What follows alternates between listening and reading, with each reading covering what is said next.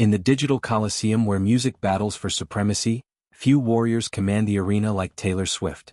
Her latest salvo, the effervescent 12-track opus The Life of a Showgirl, didn't just debut, it detonated, sending shockwaves through Spotify's infrastructure and crashing the platform for the 6th time in her illustrious career. This wasn't mere hype, it was history rewritten in real time, a testament to the pop savant's gravitational pull on a global fanbase that treats her releases like seismic events. As the album, a radiant sequel to 2024's brooding The Tortured Poets Department, flooded servers mere minutes after midnight, Swifties worldwide united in a chorus of ecstatic frustration, their devices frozen in the frenzy. Taylor Swift has officially crashed Spotify for the 6th album time, blared one viral X post, capturing the chaotic jubilation that has become the hallmark of Swift's drop days. In an industry increasingly fragmented by algorithms and short attention spans, this server-melting phenomenon underscores not just her commercial dominance, but the cultural cult she's cultivated, a movement where anticipation alone can topple tech titans. The crash unfolded with Swiftian precision, poetic, inevitable and laced with irony. At the stroke of release, millions, from diehards in Tokyo queuing at dawn to casual listeners in LA scrolling pre-coffee, surged toward the platform. Spotify, the Swedish streaming behemoth boasting over 600 million users, buckled under the deluge. Outage tracker DownDetector lit up like a fireworks finale, logging nearly 900 reports in the first hour, with 65% stemming from iOS and Android app failures. Users attempting to queue up lead single wishlist or dive into the album's narrative arc found themselves locked out, met with error screens and spinning wheels. So I woke up at 5 a.m. for The Life of a Showgirl just for Spotify to crash down at Spotify fix yourself and do it quickly, vented one bleary-eyed fan, their plea a battle cry for the sleep-deprived faithful. Yet amid the glitches, glee prevailed. Even though Spotify is down, I'm still hella happy. Happy release day #Swifties. Another proclaimed, turning technical tribulation into triumphant camaraderie. A third quipped, is it a Taylor release day if Spotify does not go down? Screenshot in tow, transforming outage into ornament. This isn't Swift's first rodeo with digital Armageddon. It's a recurring rite, a badge of her unparalleled pull. The pantheon of predecessors reads like a greatest hits reel of her evolution. Reputation in 2017, her vengeful return from industry exile, overwhelmed servers as fans reclaimed her catalog post-label wars. Lover in 2019 bubbled with pastel romance, crashing streams during a summer of sold-out festivals. The pandemic twins Folklore and Evermore in 2020, born of quarantine reverie, flooded airwaves with indie folk introspection, their surprise drops catching even Spotify off guard. Midnights in 2022, a midnight blue meditation on fame's underbelly, shattered single-day records while buckling the backbone. Each incident amplified her lore, Swift as the disruptor whose art doesn't just play, it commandeers. The Life of a Showgirl, however, marks a milestone.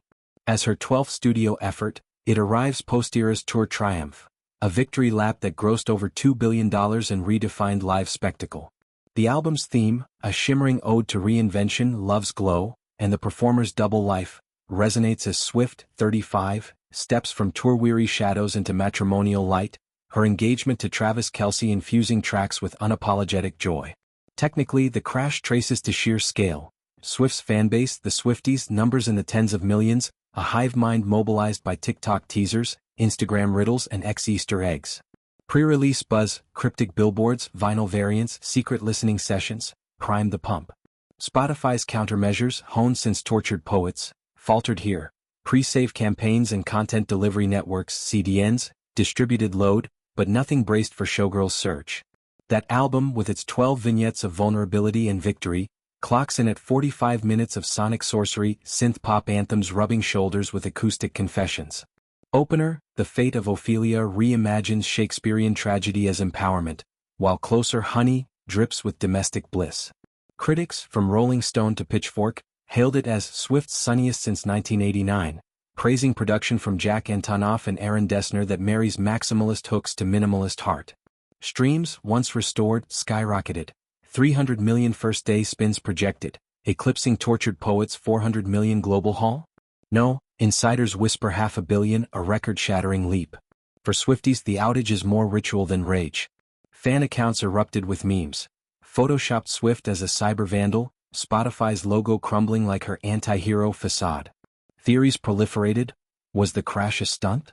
A metaphor for the album's "overwhelmed by love" motif? One viral thread cataloged crash confessions, tales of midnight drives to buy physicals, group listens via Bluetooth speakers, even vinyl spins on ancient turntables. This communal chaos fosters belonging, turning glitch into glue. Swift, attuned to her audience's pulse, has long weaponized accessibility, re-recording masters, pricing merch affordably, fostering fan theories as canon.